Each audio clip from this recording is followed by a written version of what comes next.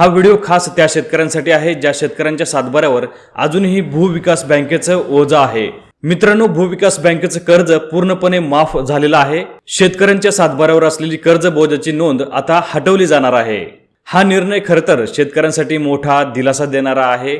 9 November 2022च्या GR नुसार भूविकास बँकेची कर्जमाफी करण्यासाठी सरकारकडून मंजुरी देण्यात आलेली होती। त्याचबरोबर 9 मार्च 2025 रोजी भूविकास बँकेचा परवाना देखील रद्द करण्यात आलेला होता।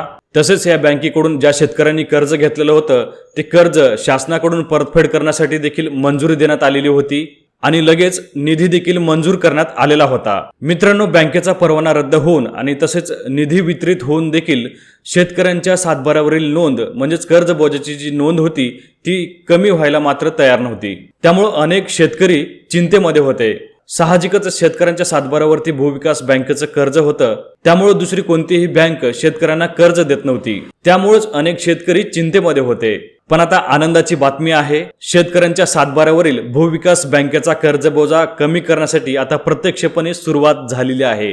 आपण पाहू शकतात, नांदेड जिल्ह्यातील भूविकास बँकेच्या एकूण 5106 कर्जदार शेतकऱ्यांच्या सातबारा उतार्यावरील भूविकास बँकेच्या कर्ज बोजाची नोंद कमी करण्याबाबत जिल्हाधिकारी राहुल कर्डिले यांनी 2 फेब्रुवारी 2026 रोजी परिपत्रक निर्गमित केले आहे।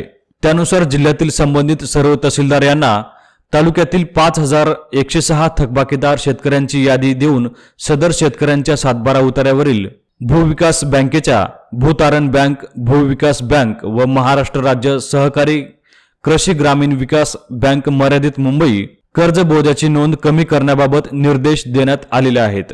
तसेच यासाठी सर्व तालुक्यांनी मंडळ स्तरावर कॅम्प आयोजित करावीत व कर्ज बोजाची नोंद कमी केल्याचे प्रमाणपत्र निर्गमित करण्याचे आदेशही देण्यात आलेले आहेत। शेतकऱ्यांना आवाहन करण्यात आलेलं आहे की याबाबत आपले संबंधित तलाठी यांच्यासोबत संपर्क करून सातबाऱ्यावरील बँकेच्या कर्ज बोजाची नोंद कमी केल्याची खात्री करून घ्यायचा आहे। याबाबत कोणतीही अडचण असल्यास जिल्ह्यातील संबंधित तहसीलदार कार्यालय तसेच तालुका सहाय्यक निबंधक सहकारी संस्था यांच्याकडे संपर्क साधावा, असे आवाहन जिल्हा उपनिबंधक शाहूराज हिरे यांनी केलेलं आहे।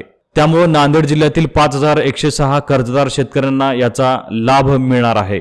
मित्रांनो, व्हिडिओ महत्त्वपूर्ण वाटला असेल तर नक्कीच लाईक करा आणि आपल्या चॅनलवरती नवीन असेल तर कृपया चॅनलला सबस्क्राईब करा। भेटूयात पुढच्या व्हिडिओमध्ये। धन्यवाद।